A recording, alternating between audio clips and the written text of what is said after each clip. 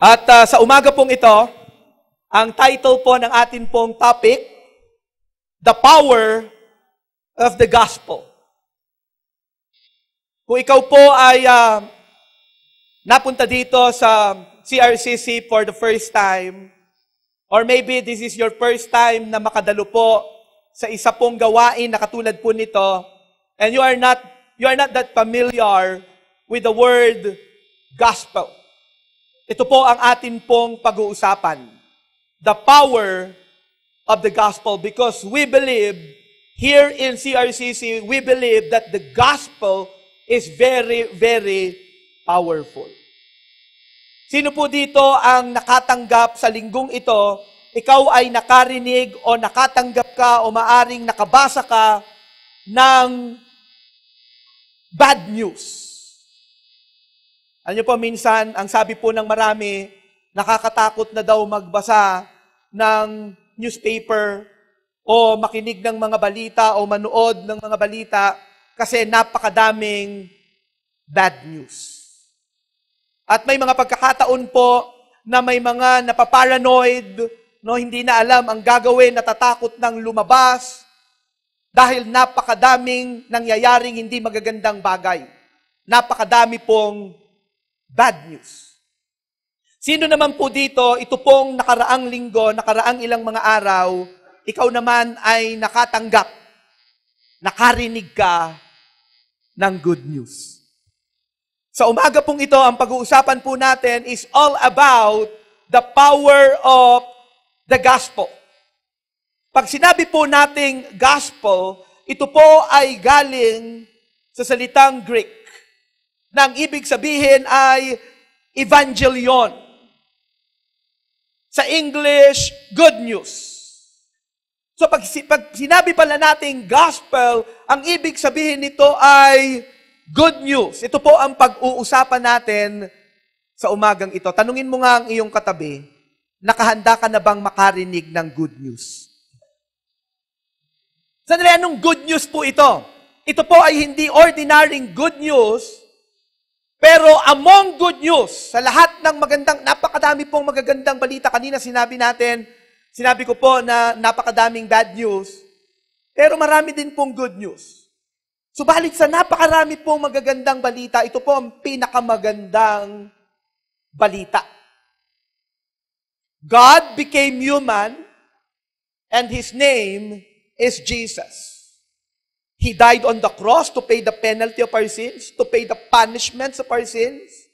He was buried, but on the third day, He rose from the dead. Ito po ay magandang balita. Merong Jesus na namatay, siya po ay inilibing, subalit hindi po siya nanatiling patay. Siya po ay nabuhay muli. He rose from the dead, conquering the power of sin and death. Ang magandang balita po, na pagtagumpayan ng Panginoon ang kapangyarihan ng kasalanan at ng kamatayan na hindi kayang pagtagumpayan ng tao. Alam niyo po, magpahanggang ngayon, napakarami pong mga tao, matatalinong mga tao, ang patuloy na tinutuklas ang kaparaanan upang ang tao ay hindi mamatay. Ako po ay naniniwala sa lugar na ito, wala naman pong sigurong narito ngayon, ang pangarap mo talaga, ikaw ay mamatay. Tanungin mo nga ang katabi mo, nais mo na bang mamatay ngayon? Hindi mo ba napansin, umiling ka agad yan?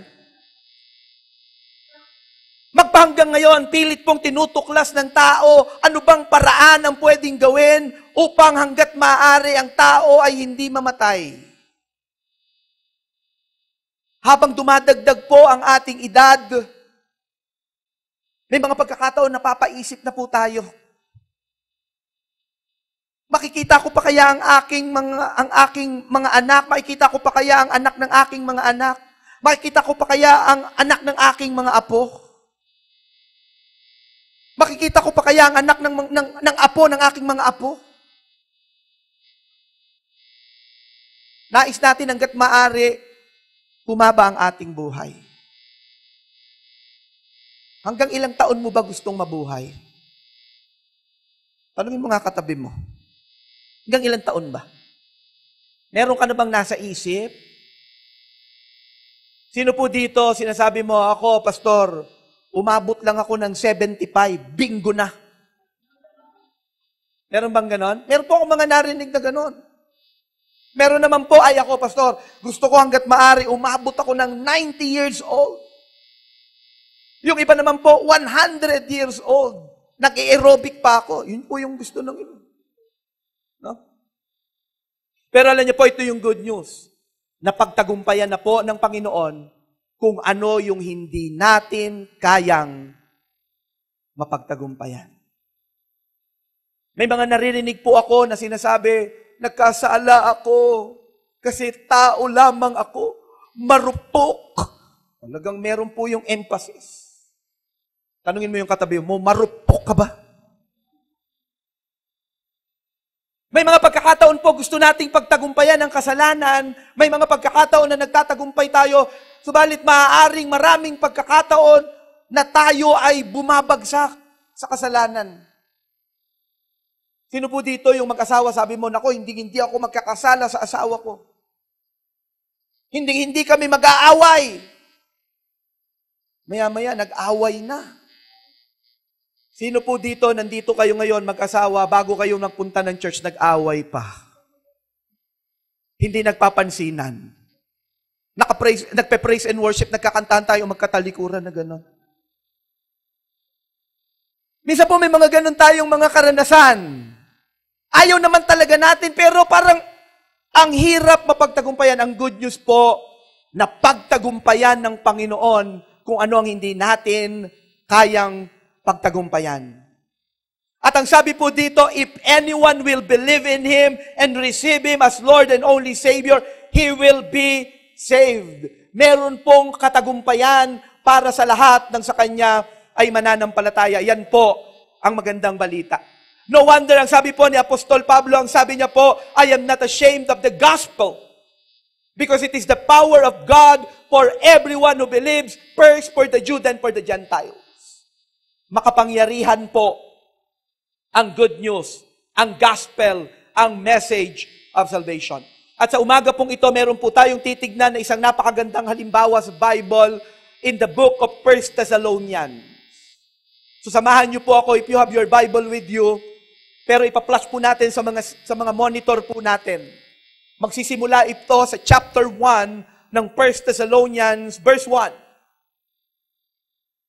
Paul, Silas, and Timothy, to the church of the Thessalonians in God the Father and the Lord Jesus Christ, grace and peace to you. We always thank God for all of you, mentioning you in our prayers. We continually remember before our God and Father your work produced by faith, your labor prompted by love, and your endurance inspired by hope in our Lord Jesus Christ. For we know, brothers loved by God, that He has chosen you, because our gospel came to you not simply with words, but also with power, with the Holy Spirit, and with deep conviction. You know how we lived among you for your sake. You became imitators of us and of the Lord. In spite of severe suffering, you welcomed the message with the joy given by the Holy Spirit. And so you became a model to all the believers in Macedonia and Achaia. The Lord's message rang out from you, not only in Macedonia and Achaia, your faith in God has become known everywhere. Therefore, we do not need to say anything about it. For they themselves report what kind of reception you gave us. They tell how you turned to God from idols to serve the living and true God, and to wait for His Son from heaven, whom He raised from the dead, Jesus, who rescues us from the coming wrath. Praise God for the reading of His Word. Pwede ba palakpakan natin ang Panginoon? Wow! Praise God. We have the Bible. Amen. We have the Word of God. And we have the freedom to read and study the Word of God. Para po sa kaalaman ng marami, pinaniniwalaan po ng mga early believers and Bible scholars na ang Book of Thessalonians, isa po ito, kung hindi man ito ang pinakauna na sulat, na liham ni Apostol Pablo. At ang atin pong binasa sa Book of Thessalonians, sa pamamagitan po ni Apostle Paul, ang Panginoong Hesukristo po ay nagtalaga ng kanyang iglesia sa Thessalonica.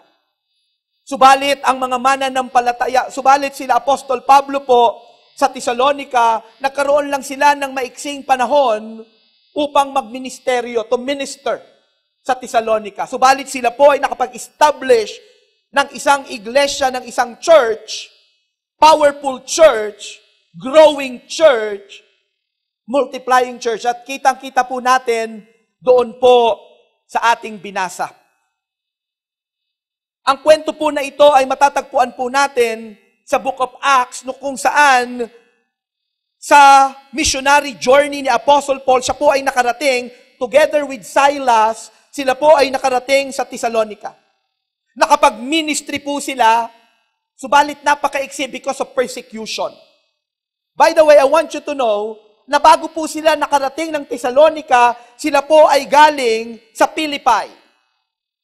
Kaya nga po meron din pong Book of Philippians. Nakapag-establish din sila ng church sa Philippi, kaya lang meron din pong great persecution. Kasi during their ministry, merong sumusunod sa kanila na isang aliping babae, and they found out na itong aliping babae na ito, siya ay nakakapanghula. Nakikita niya kung ano ang mangyayari sa hinaharap because of a demonic spirit. At ang ginawa po ni Apostol Pablo, kanya pong kinas out. No? Pinalaya po yung aliping babae doon po sa masamang espiritu. At ito pong aliping babae na ito, siya po ay gumaling. Subalit, yung kanyang amo, kaya siya alipin, meron siyang Panginoon, meron siyang amo. Pinagkakakitaan pala yung kanyang panghuhula. So, nung nalaman nila na sa pamamagitan ni Apostle Paul, kinas out, pinanalangin niya yung babaeng yun, nagalit po yung amo ng mga babaeng ito, at hinikayat ang maraming mga tao na paalisin sila Apostol Pablo doon po sa Philippi. Sila po ay pinakulong. And I believe you are familiar sa isang pangyayari sa loob ng kulungan na si Apostol Pablo at si Silas, sila po ay nakakulong, nakakadena ang kanilang mga kamay at ang kanilang mga paa, and they begin to worship God. Naalala niyo po ba yung kwento na sila ay nasa bilangguan, sila po ay umawit sa Panginoon, kumilos ang kapangyarihan ng Panginoon, nalaglag ang kanilang mga kadena, bumukas ang pintuan ng kulungan, at sila po ay nakalaya. Nagulat, yun pong jail guard. Akala nung jailer, nung jail guard, nakalabas na lahat ng mga bilanggo, gusto niya nang magpakamatay. Ibinahagi ni Apostol Pablo ang mensahe, ang kapangyarihan ng gospel. Nakakilala ang jailer na ito. Siya ay naging Christian. At dito po yung tanyag na sinabi ni Apostol Pablo, if you believe in the Lord Jesus Christ, you will be saved. You and your household. Yan po ay nangyari sa Philippi. At makikita po natin yung courage ng mga disciples na ito. Sila po ay hinagupit sa Philippi, sila po ay binilanggo. Pag alis po nila yon, nagpunta sila sa Thessalonica. At sa halip na sila po ay magkaroon ng reservation to share the gospel, mas lalong naging matapang po itong mga to. Alam nyo, ganyan po ang ginagawa ng gospel. Mababasa po natin mamaya, mapapag-aralan natin. Kapag natanggap pala natin yung good news, pag natanggap pala natin yung gospel, lumalakas ang loob ng mga taong mahihina ang loob. Amen. Yung pong mga mahiyain, nagiging kapalmuks. Tingnan mo nga yung katabi mo. Dati bang mahiyain yan? But because of the gospel, naging kapalmuks for the Lord. Maganda magtayo tayo ng ganyang ministry dito, no? The Kapalmuks Ministry. Alam niyo po, ganyan po ang ginagawa ng gospel. But again, nagkaroon po ng great persecution. That is why, napakaiksi po ng ministry nila Apostle Paul dito po sa Thessalonica. Subalit sa Acts chapter 17, dito din po nangyari, makikita po natin dito sa verse 6, ito po yung lumabas doon sa bibig ng mga persecutor ng mga disciples nila Apostle Paul. Tingnan niyo po yung verse 6. But when they did not find them, they dragged Jason and some other brothers before the city officials. Hinahanap nila ang mga disciples, hindi nila makita sila Apostle Paul. Ang pinag-initan po nila yung host, yung tumanggap dito sa mga disipulo nito by the name of Jason. At ang sabi po ng mga persecutor, these men who have caused trouble all over the world have now come here. Ang sabi po nila. Pero napakaganda po nito sa New King James Version. Ito po ang sinabi sa New King James Version. These who have turned the world upside down have come here to... Wow! These disciples turned the world upside down. Naririnig na nila yung impact ng gospel sa pamamagitan ng mga disipulo. If you are a child of God, pinagkatiwala po sa atin ang gospel, the power of the gospel to turn this world upside down.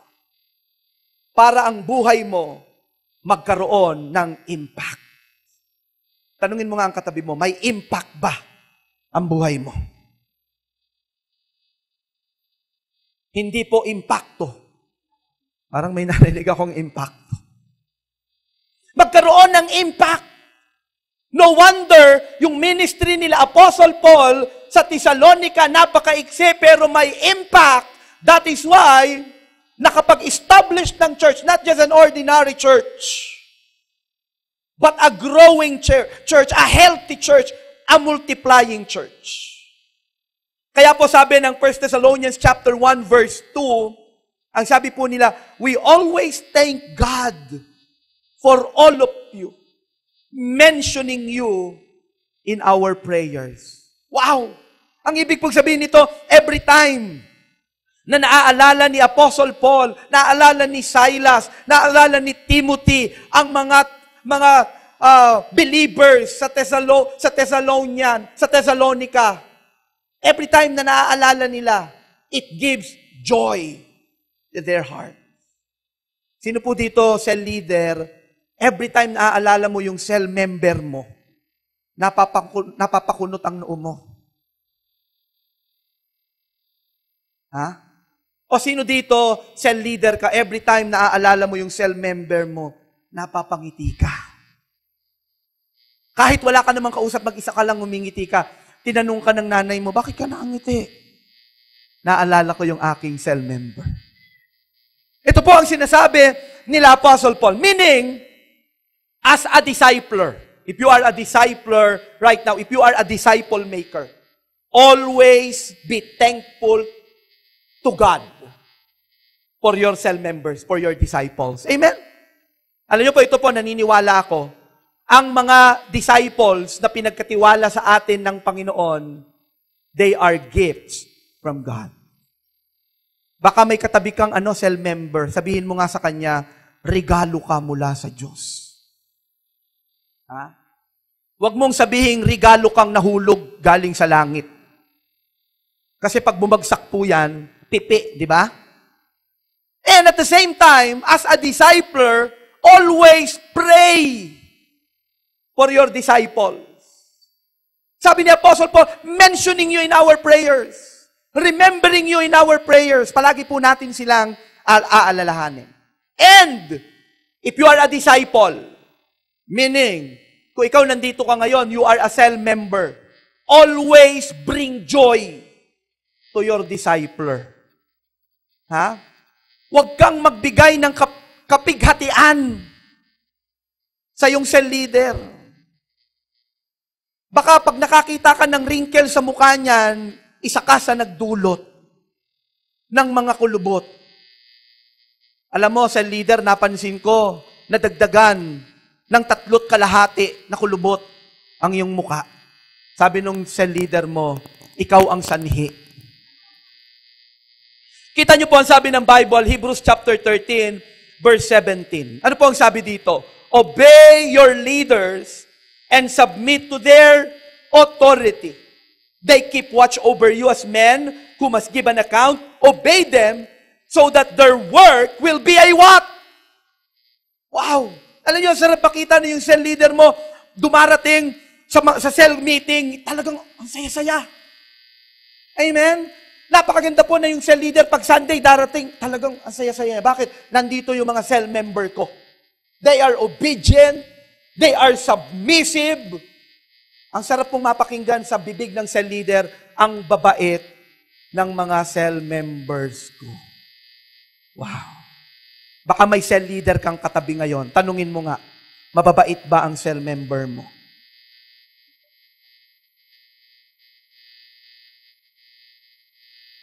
At alam niyo po, naniniwala ako pag tayo ay nakapagbigay ng kagalakan sa puso ng ating discipler, ng ating cell leader, nagbibigay na rin tayo ng kagalakan sa puso ng Panginoon. Katulad po ng Matthew chapter 25, verse 21. Kapag ka po ang isang disciple marunong sumunod, sabi po dito, sinalubong ng Panginoon, ng master, yung kanyang servant, na pinagkatiwalaan niya ng talents. Ang sabi po dito sa verse 21, his master replied, well done, good and faithful servant. You have been faithful with a few things. I will put you in charge of many things. Come and share your master's what? Happiness. Magdulot tayo ng kagalakan sa puso ng mga spiritual leaders na pinagkaloob sa atin ng Panginoon. Magbigay tayo ng kagalakan sa puso ng Panginoon. Alam niyo po, ang mga cell leaders, ang mga discipler, mabababaw lang po yan. Makita ka lang yan, masaya na yan. Hindi mo napansin, nandito ka, yung cell leader, yung nag-invite sa yung cell leader, ngiting-ngiti ngayon. The power of the gospel. Ang sabi pa po sa verse 3 ng 1 Thessalonians, ang sabi ni Apostle Paul, we continually remember before our God and Father your work produced by faith, your labor prompted by love, and your endurance inspired by hope in our Lord Jesus Christ. Meron po diyang mga salita na kapansin-pansin. Ang mga salita po na ito ay nabanggit din sa 1 Corinthians chapter 13, verse 13. Ang sabi po ng 1 Corinthians chapter 13, verse 13, and now, these three remain. Faith, hope, and love. But the greatest of this is love. So itong tatlo pong ito, nabanggit ni Apostle Paul about the believers of Thessalonica. Ang sabi niya, you have faith, you have hope, you have love. Grabe po yung ministry na na-establish sa Thessalonica because of the power of the gospel. Alam niyo po ba na ang faith, hope, and love are the three cardinal virtues of the Christian life? Meaning, ito pong tatlo na ito, the evidence of salvation. Ang una po na binanggit dito ni Apostle Paul is faith. Pananampalataya. Ito po, ang pananampalataya, ito po ay isang katunayan na ikaw ay tunay na Kristiyano, na ikaw ay nakatanggap ng kaligtasan mula sa Panginoon. Ang sabi po ng Ephesians chapter 2, verses 8 to 9, for it is by grace you had been saved through what? Through faith. And this is not from yourselves. It is the gift of God, not by works. Sabihin mo nga sa katabi mo, not by works. At ang sabi pa po dito, so that no one can boast. Salvation is the gift of God, not by works. Alam niyo po, mga kapatid, sa umaga pong ito pong nakalagay na ito sa Biblia, Sa Ephesians chapter 2, verses 8 to 9, pakisulat nyo po yan. Kung wala po kayong dalang Bible ngayon, pag-uwi nyo po ng bahay, read these verses. Alam nyo po ba kung bakit? Kasi ang mga talata po na yan ay kaiba sa atin pong nakamulatan. O baka sa akin lang kasi, ang nakamulatan ko po, if you want to have eternal life, if you want to be saved, if you want to go to heaven, it is by works. Oy, kung gusto mong pumunta ng langit, dapat magpakabait ka ha, magpakabuti ka ha, do this, do that. Don't do this, don't do that. And then pagdating dito sa aklat ng Ephesians, sabi, it is the gift of God, not by works. Alam niyo po, ang regalo, ang gift, hindi po yan binabayaran. Sino po dito, binigyan ka ng regalo, sabi sa'yo, regalo ko sa'yo yan. 5,000 yan. Hulugan mo na lang. 3 gifts. Isa sa umaga, tanghalian, gabi. Pinabayaran sa'yo. Hindi po yan regalo. At ang sabi dito ng Bible, eternal life, salvation, going to heaven is a gift, not by works. Makikita po natin dito. Ito po yung challenge sa atin ngayon. Ang challenge sa atin, ano ngayon ang paniniwalaan mo? What are you going to embrace? Yung pinaniwalaan mo sa matagal na panahon o ang sinasabi ngayon ng Biblia that eternal life, salvation is the gift of God, not by works, so that no one can boast. Oo nga naman, ano? Kasi kung ang kaligtasan, kung ang pagpunta sa langit ay sa pamamagitan ng ating gawa, ng iyong gawa, ng ating magagandang gawa, ng ating mabubuting gawa, pagdating sa langit, tinanong ka, uy, nandito ka pala. Oo nga eh. Bakit ka nandito? Alam mo, kasi ganito ginawa ko. Mahusay ako. Palagi akong nasa CRCC. Magmula Lunes hanggang Linggo. Ha? Oo, gusto ko kasing mapunta ng langit eh. Pag magagandang gawa, ano daw mangyayari? Ang tao ay magmamalaki. Pero kung ang kaligtasan ay regalo ng Diyos, hindi sa pamamagitan ng gawa, pagpunta sa langit, nandito ka! Ikaw rin! Oo nga eh. Hindi talaga ako karapat-dapat. Binigay lang yan na regalo. Sino po sa inyo nakatanggap ka ng regalo? Deep inside, alam mo hindi ka karapat-dapat sa regalo. Alam niyo po ba na ang pagbibigay ng regalo ay hindi po yan tinitignan karapat-dapat ba yung regalo? Karapat-dapat ba yung tao na yan ng regalo? Regalo po yan eh. Ang regalo ay ibinibigay depende kung gaano ka-generous ang nagbibigay. And we have a generous God. At ang kailangan daw po tayo ay manampalataya. The first evidence is faith. Sino ngayon nandito ka, nag-i-struggle ka na? Paniniwalaan ko ba yan? The first evidence of salvation is faith. At anong klaseng pananampalataya? Hindi po tayo maliligtas sa pamamagitan ng gawa, ang sabi ng Book of Ephesians, but faith. But listen, it should be faith that leads to works. Pastor, what do you mean? Ang ibig pong sabihin ay ganito. We are not saved by faith plus work, but faith that works. Mapapatunayan mo kung ang pananampalataya mo ay totoo. Hindi fake. Hindi gawa ng tao. Malalaman mo yung pananampalataya na yan ay magbubunga ng ano? Ng gawa.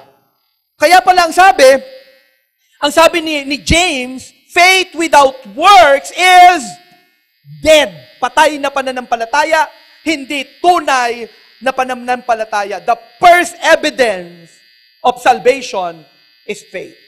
Tignan mo nga yung katabi mo, mukha bang may pananampalataya yan? Another thing, love is also an evidence of salvation. At ang pag-ibig po na to galing sa Diyos, Nung tayo po ay nakakilala sa Panginoon, if you are saved, if you are a Christian, if you are a child of God, yung pag-ibig na yan, inilalagay ng Panginoon sa iyong puso.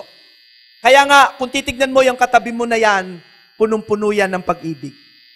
Sabi ng Romans chapter 5, verse 5, and hope does not disappoint us, because God has poured out His what? His love into our hearts by the Holy Spirit whom He has given us. Ang nagbibigay din pala ng pag-ibig. Kaya nga, kung ikaw tunay kang nakakilala sa Panginoon, dati haters ka.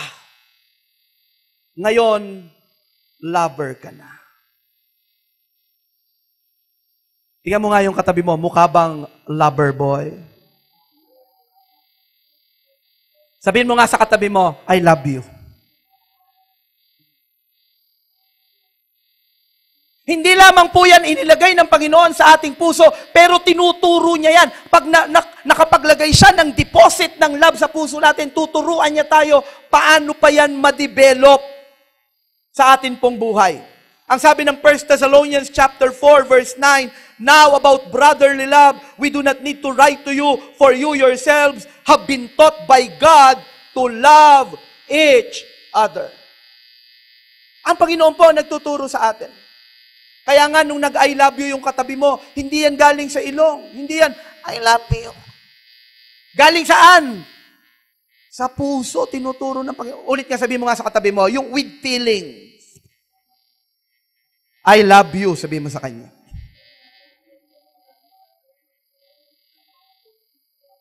Another thing, we serve Christ because we love Him. Tayo po ay naglilingkod sa Panginoon dahil mahal po natin siya. Kanina nabanggit yung money. Tignan po natin ito, Luke chapter 16 verse 13. Look at this. No servant can what? Serve two masters. Either he will hate the one and what? Love the other. Or he will be devoted to the one and despise the other. You cannot serve both God and money. At gusto pong kuhanin ng isang principle dito po sa mga talata na ito. If you love someone, you will serve that someone. Kaya po ang sabi dito, sa book of Luke, sabi ng Panginoong Yesus, no servant can serve two masters. Either he will hate the one and love the other. That is why if you love Jesus, if you love God, you will serve Him. Tanungin mo nga yung katabi mo, are you serving Him? Pero tanungin mo muna siya, mahal mo ba si Lord? Umoo ba? Sabihin mo sa kanya, sigurado naglilingkod ka. Ito po pala ang ginagawa ng pag-ibig, natututo tayong maglingkod sa Panginoon. Another evidence, ito po yung pangatlo na binanggit po dito sa 1 Thessalonians, the third evidence of salvation is hope.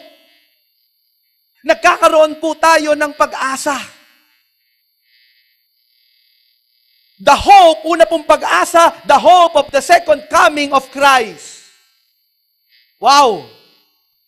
If you are a Christian right now, a child of God, a follower of Jesus Christ, meron kang pag-asa na ang Panginoong Jesucristo babalik muli. Ang Panginoong Jesucristo po, siya ay napako sa krus, siya ay inilibing, siya ay nabuhay na muli. At pagkatapos po siya po ay nakipagkita sa kanyang mga disipulo, subalit siya ay umakyat sa langit. Pero siya po ay muling babalik. Kaya po sabi ng verse 10, and to wait for His Son from heaven, whom He raised from the dead, Jesus, who rescues us from the coming wrath. Maging si Apostle Paul po, pag siya ay nangangaral, pinapangaral niya ang mensahe ng muling pagkabuhay. Ang sabi ng Acts chapter 1, verses 9 to 11, makikita po natin dito na may pangako po ng muling pagkabuhay. Ang sabi po dito, after he said this, pertains to Jesus, He was taken up before their very eyes, and a cloud hid Him from their sight. They were looking intently up into the sky as he was going, when suddenly 2 men dressed in white stood beside them. At pinaniniwalaan po na ito ay mga anghel. Nakita po ng mga disipulo si Jesus Christ nag-a-ascend sa heaven. Nakatingala sila, tinitignan nila. Maya-maya nakakita sila ng 2 lalaki. Ito po ay mga anghel. Verse 11, Men of Galilee, they said, why do you stand here looking into the sky? The same Jesus who has been taken from you into heaven will come back in the same way you have seen him go into heaven. Meron pong pag-asa na ang Panginoon ay muli pong babalik. At marami pong mga talata sa Biblia ang nagpapakita po mga pangangaral ng mga disipulo ng muling pagbabalik ng Panginoong Jesucristo. At mga kapatid, I believe na nandito na po tayo sa end time. And anytime, any moment, yung mga signs of end time, very obvious na po. Anytime, any moment, babalik na muli ang Panginoong Jesucristo. But if you are not a believer of Jesus Christ, nakakatakot. Alam mo may darating na paghukom. Pero kung alam mo na ikaw, si Jesucristo ang Panginoon at tagapagligtas, you are excited for the second coming of our Lord Jesus Christ. Not just the hope of the second coming of the Lord Jesus Christ, but the hope of resurrection. The hope of resurrection. Ang sabi po ng Acts 17:18, a group of Epicurean and Stoic philosophers began to dispute with him, with Apostle Paul. Some of them asked, what is this babbler trying to say? Others remarked, he seems to be advocating foreign gods. They said this because Paul was preaching the good news about Jesus and the resurrection. Acts chapter 23, verse 6, then Paul, knowing that some of them were Sadducees and the others Pharisees, called out in the Sanhedrin, my brothers, I am a Pharisee, the son of a Pharisee. I stand on trial because of my hope in the resurrection of the dead. Alam niyo po, ito po yung pag-asa natin, muling babalik ang Panginoong Jesucristo. Amen. Ang pag-asa po natin bilang mananampalataya, tayo man ay mamamatay, magkakaroon ng muling pagkabuhay. Umaasa po tayo. That is why we are excited. That is why there's joy in our hearts. Kahit na po, dumadaan tayo ng mga pagsubok, alam natin mamatay man tayo, mabubuhay tayong muli. Sabihin mo nga sa katabi mo, mamamatay ka rin. Pero sabihin mo sa kanya, mabubuhay kang muli. Napagtagumpayan na po ng Panginoon, ng kapangyarihan, ng kamatayan. Ang sabi ng 1 Corinthians chapter 15, verses 19 to 22. If only for this life we have hope in Christ, we are to be pitied more than all men. Tayo na daw ang pinakakawawa. Alam niyo ang pinakakawawang tao? Yung pag-asa niya, yung buhay dito lang. Ilang taon lang mabubuhay ang tao? 70, 80, 90, 100? 100 plus? Napakaiksi po niya. Ang pinakakawawang tao daw ay ang tao ng pag-asa lang ay sa buhay na ito. Verse 20, but Christ has indeed been raised from the dead, the first fruits of those who have fallen asleep. For since death came through a man, the resurrection of the dead comes also through a man, and that is our Lord Jesus Christ. Meron pong muling pagkabuhay. Amen. Palakpakan nga natin ang Panginoon.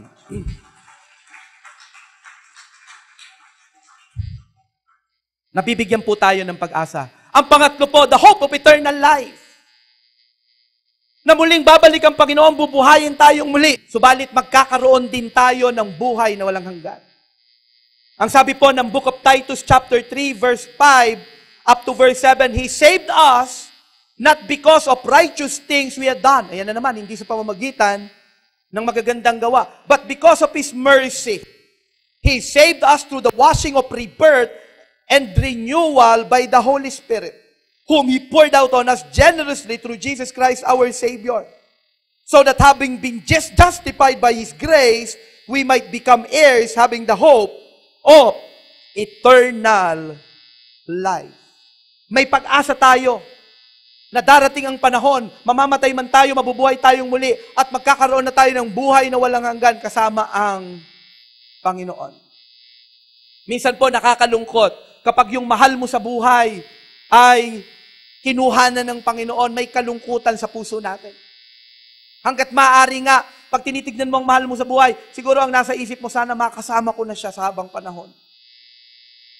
Pero darating po ang pagkakataon na yon, na ang mga anak ng Diyos ay magkakasama-sama na sa presensya ng Panginoon. Amen? Sabihin mo nga sa katabi mo, kapatid, magkita tayo sa finals. Hindi po yan basketball, pero sa huling panahon, sa presensya ng Panginoon. Faith, love, and hope. Ito po ay very, very obvious sa mga believers ng Thessalonica. Napakahalaga po ng tatlong ito. Gaano po ito kahalaga? Tingnan niyo po ito, mga talatang ito. Ang sabi ng Mark 9:23, if I can, Jesus asked, anything is possible if you have what? If you have faith. Ang sabi po ng 1 Corinthians 13:8, love never fails. Ang sabi po ng 2 Corinthians chapter 3 verse 12, with that kind of hope to excite us, nothing holds us back. Pag ikaw pala may pag-asa, excited ka. Kapag ikaw pala may pag-asa, walang makakapigil sa iyo. Bakit? Punong-puno ka ng pag-asa. Kita niyo po ang mga anak ng Diyos punong-puno ng pag-asa. May ngiti sa mga labi. Tignan mo ang iyong katabi. Napakatamis ng kanyang ngiti. Ang sabi pa po sa verse 4, for we know brothers loved by God. 1 Thessalonians chapter 1 verse 4, for we know brothers loved by God that He has chosen you. Wow! Pinili tayo ng Panginoon. Sa pasimula pa lang ang Panginoon ang pumili sa atin. Pastor, what do you mean? Bakit sa pasimula pa lang?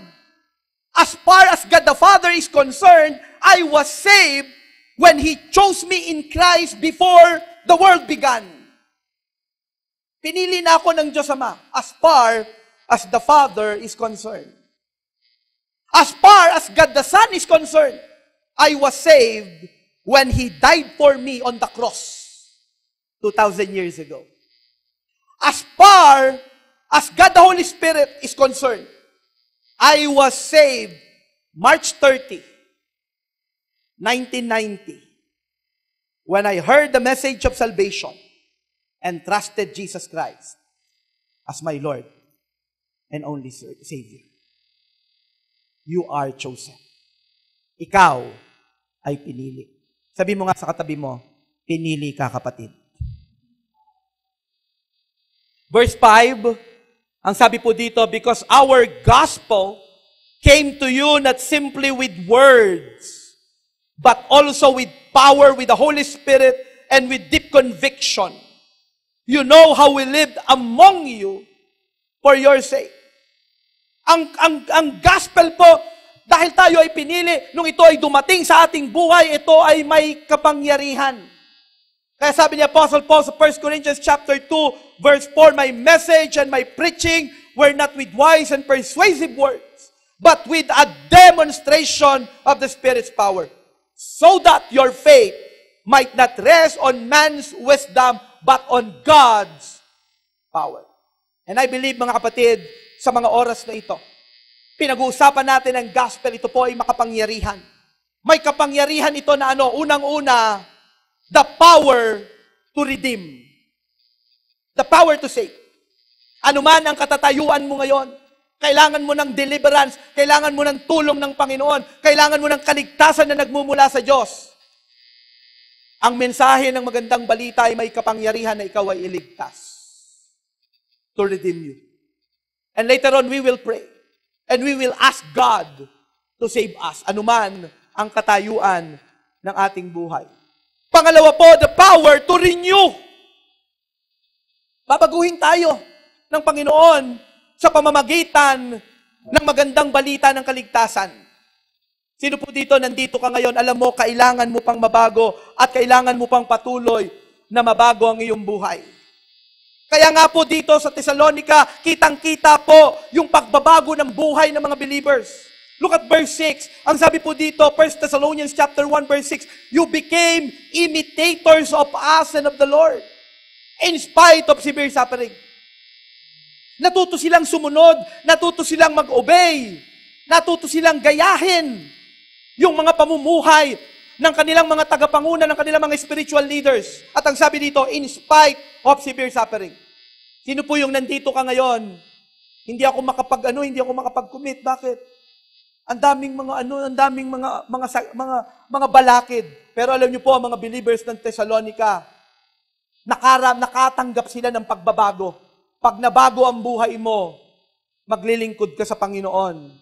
At ang sabi po dito, you welcome the message with the joy given by the Holy Spirit, and so you became a model to all the believers in Macedonia and Achaia.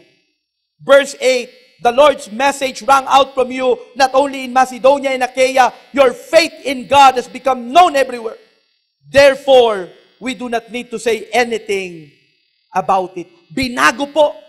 Meron ang power ng gospel. It has the power to redeem. It has the power to renew. Alam niyo po, obvious na obvious yung pagbabago sa buhay ng mga tao na ito. Look at verse 9. Ang sabi po sa verse 9, for they themselves report what kind of reception you gave us. They tell how you turned to God from idols to serve the living and true God.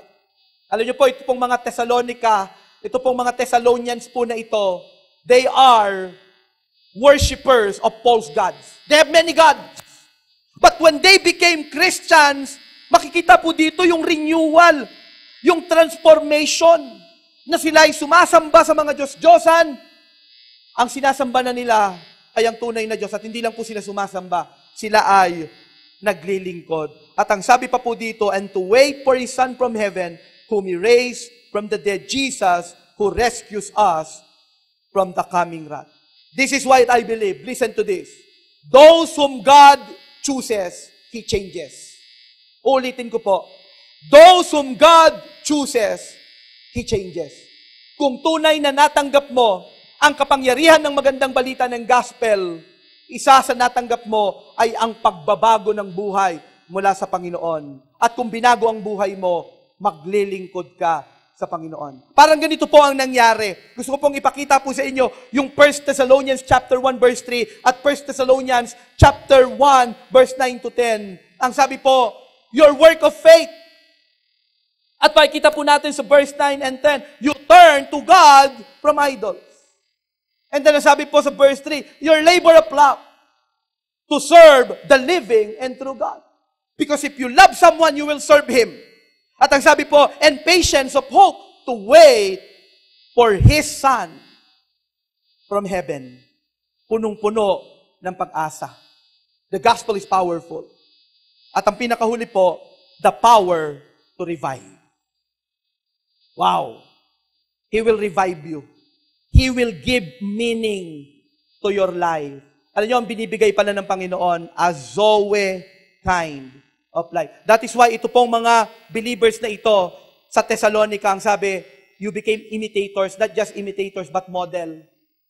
Model to Macedonia and Achaia. Kaya nga mapapansin ninyo, when it comes to giving, alam niyo ang binigay na halimbawa ni Apostle Paul when it comes to giving, ang binigay niya na model ay ang mga Macedonian believers na under influence ng mga Thessalonian believers. They became model, ni-revive ang kanilang buhay. At ako po ay naniniwala because of the gospel, God will revive the lives of the believers in CRCC. Amen? Sabi mo nga sa katabi mo, you need a revival. Sino po dito nananalangin ka ng revival mula sa Panginoon? Sino po dito unti-unti nagkakaroon ka ng desire to serve the Lord? Na hindi mo lang siya tatawagin na Lord, hindi mo lang siya tatawagin na Savior, pero tatawagin mo siyang Master. Pakinggan niyo po ito before I end. Humans have the freedom to choose who their master will be. Ulitin ko po yan. Humans have the freedom to choose who their master will be. But they do not have the freedom to choose no master. Humans have the freedom to choose who their master will be. But they do not have the freedom to choose no master. You know why? Rineate po tayo ng Panginoon to worship someone and to serve someone. And that someone is God.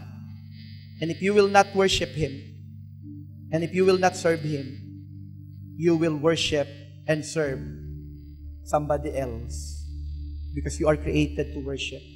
We are created to worship. We are created to serve. Ipikit